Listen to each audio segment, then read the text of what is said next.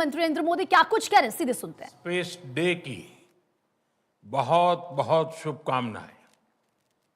इस बार space day की theme है आर्यभट्ट से गगनयान तक। इसमें अतीत का आत्मविश्वास भी है और भविष्य का से गगनयान तक। इसमें अतीत का आत्मविश्वास भी है और भविष्य का संकल्प भी है। आज हम देख रहे हैं इतने कम समय में ही नेशनल स्पेस डे हमारे युवाओं में उत्साह और आकर्षण का अवसर बन गया है। ये देश के लिए गर्व की बात है। मैं स्पेस सेक्टर से जुड़े सभी लोगों को, वैज्ञानिकों को, सभी युवाओं को नेशनल स्पेस डे की बहुत बहुत बधाई देता हूं। अभी भारत ने international olympiad on astronomy and astrophysics उसकी मेजबानी भी की है। इस कंपटीशन में दुनिया के 60 से ज्यादा देशों से लगभग 300 युवाओं ने हिस्सा लिया। भारत के युवाओं ने मेडल भी जीते। ये ओलंपियाड स्पेस सेक्टर में भारत की उभरती लीडरशिप का प्रतीक है। साथियों, मुझे खुशी है कि युवा साथियों में स्पेस के प्रति रुचि बढ़ाने के लिए इसरो द्वारा भारतीय अंतरिक्ष हैकाथॉन और रोबोटिक्स चैलेंज जैसी पहल भी की गई है। मैं इन प्रतिस्पर्धाओं में हिस्सा लेने वाले स्टूडेंट्स और विजेताओं को बहुत बहुत बधाई देता हूं। फ्रेंड्स, स्पेस सेक्टर में एक के बाद एक नए माइलस्टोन गणना, ये भारत और भारत के वैज्ञानिकों का स्वभाव बन गया है। 2 साल पहले ही भारत पहला ऐसा देश बना था जिसने चंद्रमा के साउथ पोल पर पहुंचने का इतिहास रचा। हम स्पेस में डॉकिंग, अनडॉकिंग की क्षमता रखने वाले दुनिया के चौथे देश भी बन गए हैं। अभी 3 दिन पहले ही मेरी ग्रुप कैप्टन शुभांशु शुक्ला से मुलाकात हुई है। उन्होंने इंटरनेशनल स्पेस स्टेशन पर तिरंगा फहराकर हर भारतीय को गर्व से भर दिया। जब वो तिरंगा मुझे दिखा रहे थे,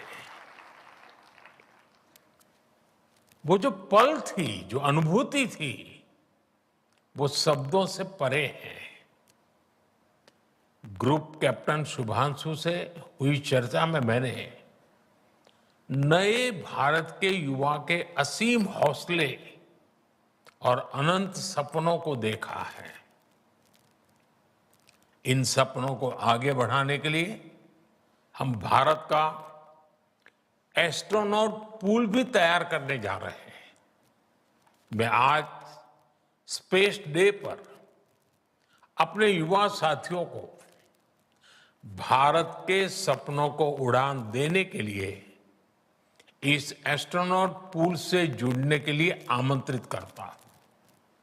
साथियों, आज भारत सेमी क्रायोजेनिक इंजन और इलेक्ट्रिक प्रोपल्शन जैसी ब्रेक थ्रू टेक्नोलॉजी में तेजी से आगे बढ़ रहा है।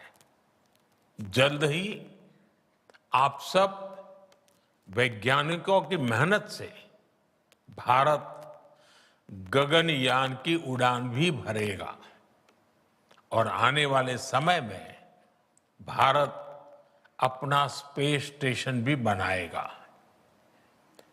अभी हम मून और मार्स तक पहुंचे हैं। अब हमें गहरे अंतरिक्ष में उन हिस्सों में भी झोंकना है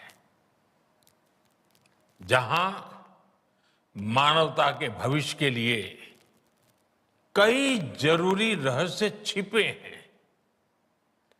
बियॉन्ड गैलेक्सीज लाइज अवर होराइजन। साथियों, अनंत अंतरिक्ष हमें हमेशा ये एहसास दिलाता है कि वहां कोई भी पड़ाव अंतिम पड़ाव नहीं है। मैं मानता हूं स्पेस सेक्टर में पॉलिसी लेवल पर भी कहीं कोई आखिरी ठहराव नहीं होना चाहिए। और इसलिए मैंने लाल किले से कहा था, हमारा रास्ता रिफॉर्म, परफॉर्म और ट्रांसफॉर्म का रास्ता है। इसलिए बीते 11 वर्षों में देश ने स्पेस सेक्टर में एक के बाद एक लगातार बड़े रिफॉर्म्स किए हैं। एक समय था जब स्पेस जैसे फ्यूचरिस्टिक सेक्टर को देश में अनेक पाबंदियों से बांध दिया गया था। हमने इन बेड़ियों को खोला। हमने प्राइवेट सेक्टर को स्पेस टेक में परमिशन दी और आज देखिए देश में 350 से ज्यादा स्टार्टअप्स स्पेस टेक के इनोवेशन और एक्सेलरेशन का इंजन बनकर उभर रहे हैं। इस कार्यक्रम में भी उनकी बढ़ चढ़ करके उपस्थिति दिख रही है।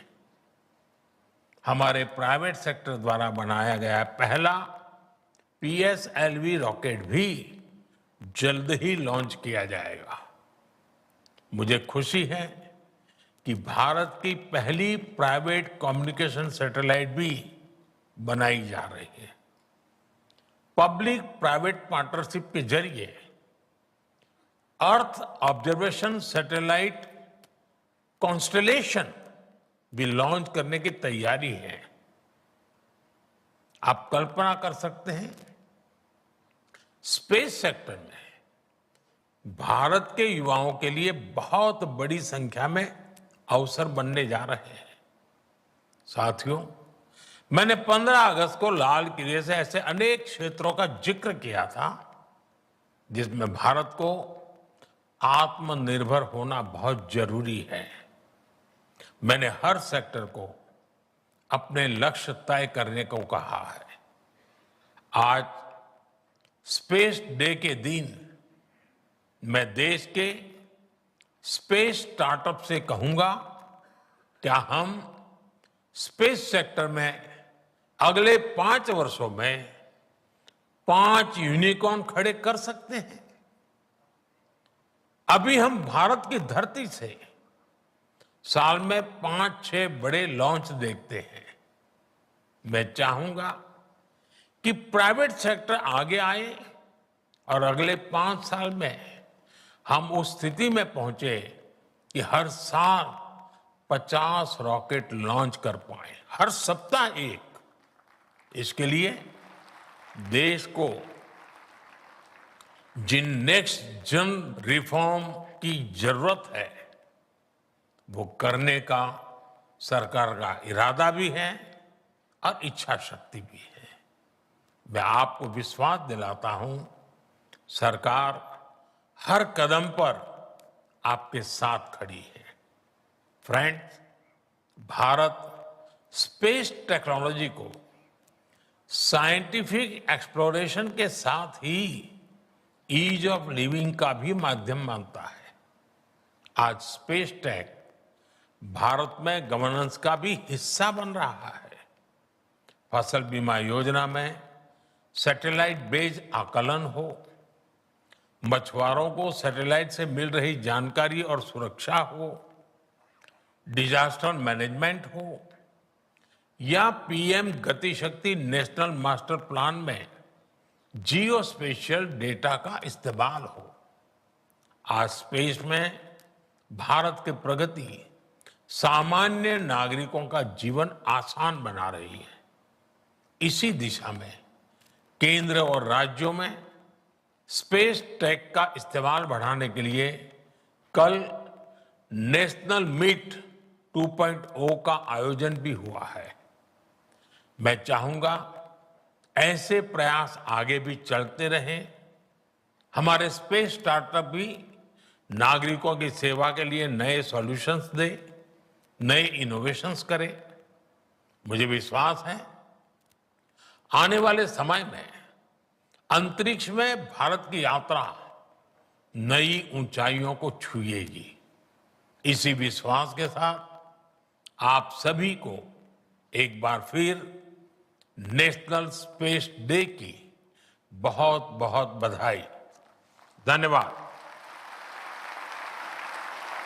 तो प्रधानमंत्री नरेंद्र मोदी को आपने सुना किस तरीके से पूरे देशवासियों को बधाई दी। आने वाले समय में भारत अपना स्पेस स्टेशन बनाएगा। पीएम की तरफ से कहा गया चंद्रमा के साउथ पोल पर चंद्रयान के लैंडिंग व्हील का पत्थर साबित हुआ। इसरो की मेहनत से भारत नई कामयाबी हासिल कर रहा है।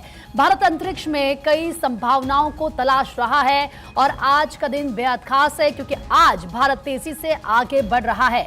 तो भारत का पहला नेशनल स्पेस डे आपको याद होगा किस तरीके से आज ये दूसरा, इससे पहले जो तस्वीर हमने देखी थी पिछले साल, और अब ऐसे में प्रधानमंत्री की तरफ से आपने सुना और हमने वो उत्साह देखा, हमने वो जोश देखा। आपको याद होगा जब चांद पर सॉफ्ट लैंडिंग का मान हमने बढ़ाया था। इतिहास आज ही के दिन रचा गया था। विक्रम और प्रज्ञान जिसको कभी भी भुलाया नहीं जा सकता है। 23 अगस्त 2023 को भारत चंद्रयान 3 मिशन के जरिए चांद के जरिए दरअसल जो